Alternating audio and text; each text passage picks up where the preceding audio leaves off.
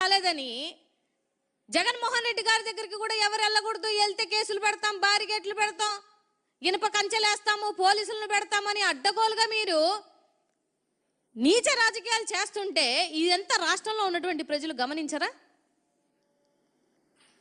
అంటే పోటెత్తి వచ్చినటువంటి ఉత్తరాంధ్ర జనాన్ని చూడలేక మీకు కడుపు మంట అయిపోయింది.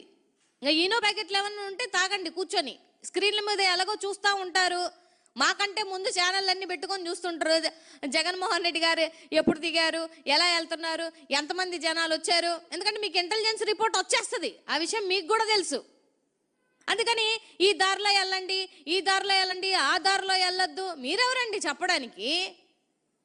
జగన్మోహన్ రెడ్డి గారు ఏ దారిలో వెళ్ళాలి, ఎలా వెళ్ళాలి, ఎంతమందితో వెళ్ళాలి, ఎంతమందితో వెళ్ళకూడదు అని చెప్పేటువంటి హక్కు మీకేముందని అని అడుగుతున్నాను నేను.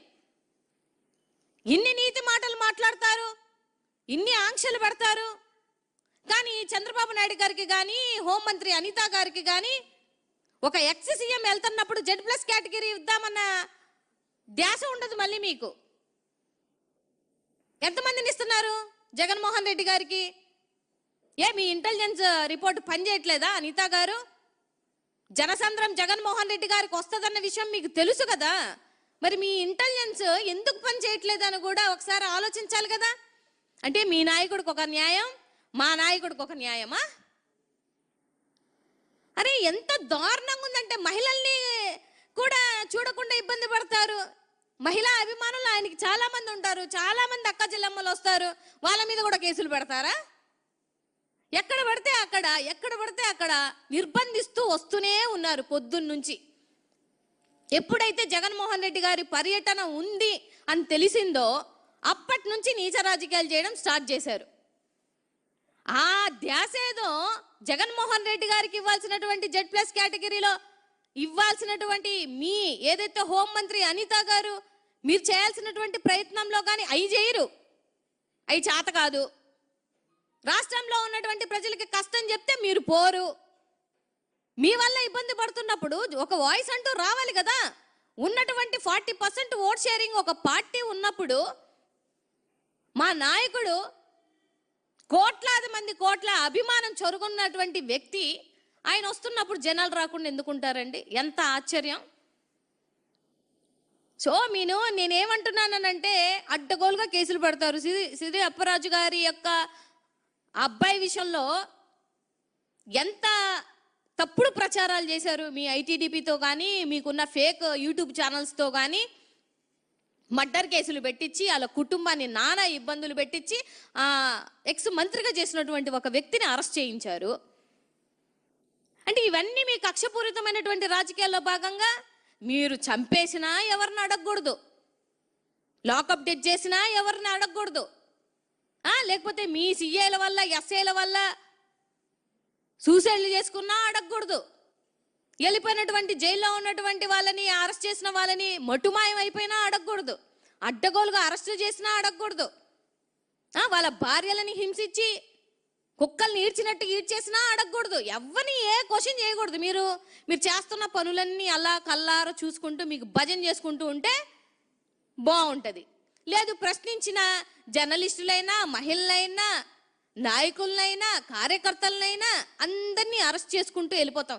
అసలు నేను ఎక్కడా చూడలేదు జనాలు వస్తే అరెస్ట్ చేస్తామని పోలీస్ డిపార్ట్మెంట్ వాళ్ళు బెదిరిస్తున్నారు, ఈ కూటమి ప్రభుత్వం బెదిరిస్తుంది అని అంటే ఎంత భయపడుతున్నారండి మీరు? నాకు అర్థం కావట్లేదు.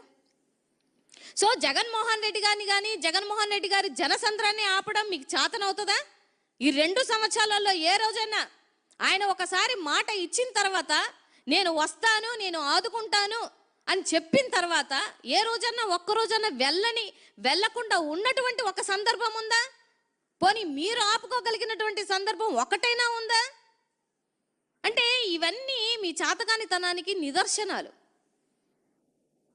అరే ఒక కష్టం వస్తే ఇవాళ మీ పార్టీలో కష్టం వస్తే కూడా జగన్మోహన్ రెడ్డి గారే కావాలి. ఇవాళ యువతకి కష్టం వస్తే జగన్మోహన్ రెడ్డి గారు కావాలి, మహిళకి కష్టం వస్తే జగన్మోహన్ రెడ్డి గారు కావాలి, నిరుద్యోగ వృత్తి రాకపోతే జగన్మోహన్ రెడ్డి గారు కావాలి, తల్లికి వందనం రాకపోతే జగన్మోహన్ రెడ్డి గారు కావాలి, రైతుకి ఏదైతే గిట్టుబాటు ధర రాకపోతే జగన్మోహన్ రెడ్డి గారు కావాలి, ఒక మహిళని బట్టలు విప్పదీసి 10 మంది ముందు అవమానపరిచి ఒక ద్రౌపదికి ఏ విధంగా అయితే అవమానం జరిగిందో అలా జరిగిన జగన్మోహన్ రెడ్డి గారు కావాలి. ఈవెన్ మీ పార్టీ వాళ్ళని చంపేసుకున్నా కూడా జగన్మోహన్ రెడ్డి గారు కావాలి. సో అలాంటి వ్యక్తిని ఎంతకని మీరు ఇబ్బంది పడతారు? అలాంటి వ్యక్తి కోసం వస్తున్నటువంటి అభిమానుల్ని ఎంతకని ఇబ్బంది పెడదామని చూస్తారు మీరు? సో కాస్తైనా నైతిక విలువలు కలిగినటువంటి రాజ్యాంగబద్ధమైనటువంటి రాజకీయం చెయ్యండి. ఒకసారి కాకపోతే ఒకసారైనా జగన్మోహన్ రెడ్డి గారు గతంలో మీరు బస్సులు తగలబెట్టి దగ్నాలు చేసి హింసాత్మకమైనటువంటి చర్యలు చేసినటువంటి సందర్భాలు బోలెడు. కానీ జగన్మోహన్ రెడ్డి గారు ఎప్పుడు అలాంటి రాజకీయాలు చేయరు. చేయాల్సిన అవసరం కూడా జగన్మోహన్ రెడ్డి గారికి ఏ రోజు లేదు, రాదు. అలాగే వైఎస్ఆర్సీపీ పార్టీ కార్యకర్తలు కూడా ఎప్పుడు అలా విచ్చలవిడిగా బిహేవ్ చేయరు. ఎందుకంటే మా పార్టీకి ఒక లైన్ ఉంటుంది, మా పార్టీకి ఒక విధి విధానాలు ఉంటాయి. ఆ విధి విధానాలను దాటి ఈ 2 సంవత్సరాలలో మా కార్యకర్తలు కానీ మా పార్టీ నాయకులు కానీ చేసినటువంటి ఒక్క సందర్భం చెప్పండి. కానీ మీరు గతంలో చేసినటువంటి సందర్భాలు బోలెడు. సో నేనేం చెప్పాలి అని అనుకుంటున్నాను అని అంటే, మీరు రాష్ట్రంలో ఉన్నటువంటి సమస్యల మీద మీకు దృష్టి లేదు, రాష్ట్రంలో ఉన్నటువంటి జనాలు ఎటుపోయినా మీకు పట్టట్లేదు. ఈవెన్ దో మహిళలకు ఇబ్బంది కలుగుతున్నా కూడా చీమ గుట్టినట్టు కూడా లేదు. లేనప్పుడు మా వాయిస్ వినిపించాల్సినటువంటి బాధ్యత మాది. జగన్మోహన్ రెడ్డి గారు డే ఫస్ట్ ఓడిపోయిన తర్వాత ఆయన చెప్పినటువంటి మొట్టమొదటి మాట ఏంటంటే, వాయిస్ ఆఫ్ ద వాయిస్లెస్గా మనం ఉండాలి. ప్రజల పక్షాన 40% ఓట్ షేరింగ్ మనకేశారు కాబట్టి వాళ్ళకు అండగా ఉండాల్సినటువంటి బాధ్యత మంది అని చెప్పినటువంటి దమ్మున్న నాయకుడు జగన్మోహన్ రెడ్డి గారు. నేను ఓడిపోయానని మీలాగా ఎక్కడో పారిపోయి కూర్చోలేదు జగన్మోహన్ రెడ్డి గారు. లేకపోతే మీలాగా కరోనా లాంటి విపత్తు కూడా పట్టించుకోకుండా 3 సంవత్సరాల తర్వాత జగన్మోహన్ రెడ్డి గారు రాలేదు. ఓడిపోయిన రోజు నుంచి క్యాడర్ని ఉత్తేజం చేసుకుంటూ, నాయకుల్ని ఉత్తేజం చేసుకుంటూ, మళ్ళీ జగన్మోహన్ రెడ్డి గారు వస్తే మా పరిస్థితి ఏంటి అనే భయాన్ని కలిగించారు అని అంటే అది జగన్మోహన్ రెడ్డి గారి నాయకత్వం. ఆయన ఒక హోప్ని ఇస్తారు జనాలకి కానీ, క్యాడర్కి కానీ, కార్యకర్తలకి కానీ. సో మీకు 164 ఇచ్చారు, చాలా మంచి నెంబర్ ఇచ్చారు. చేయండి, మంచిగా రాజకీయం చేయండి, ఎవరు కాదన్నారు?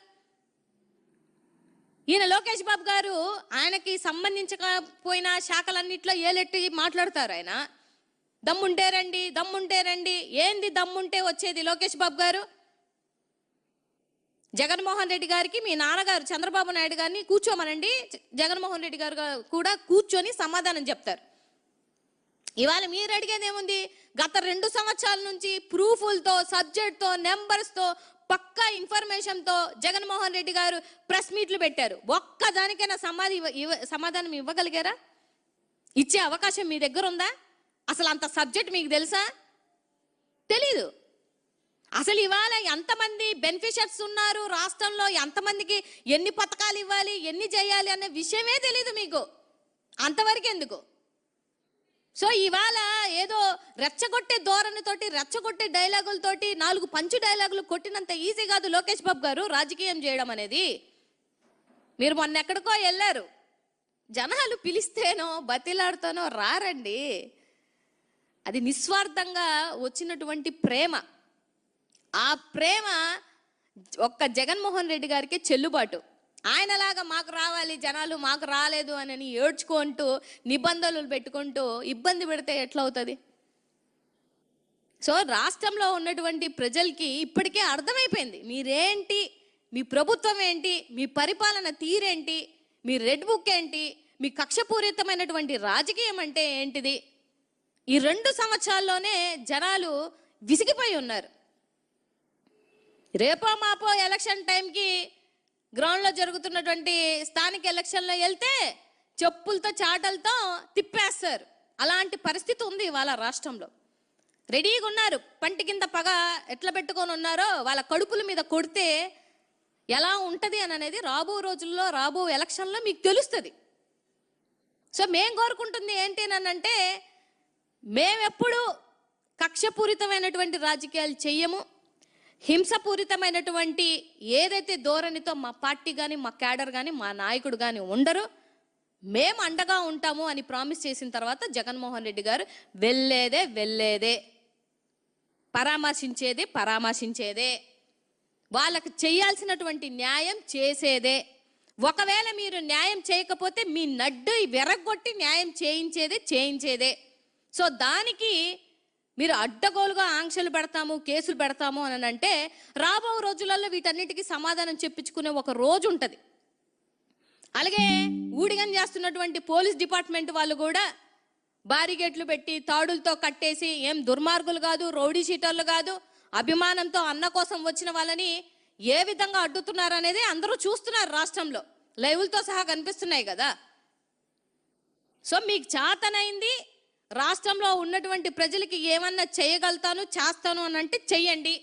మీరు ఎలాగో చేయరు, మీతో చేయించే బాధ్యత జగన్మోహన్ రెడ్డి గారు తీసుకుంటారు. మీరు చేయకపోతే 2029లో జగన్మోహన్ రెడ్డి గారు ఈ ప్రామిస్లు ఇచ్చినటువంటి ప్రతి ఒక్కరికి 100% చేసేమన్న విషయం అందరికీ తెలుసు.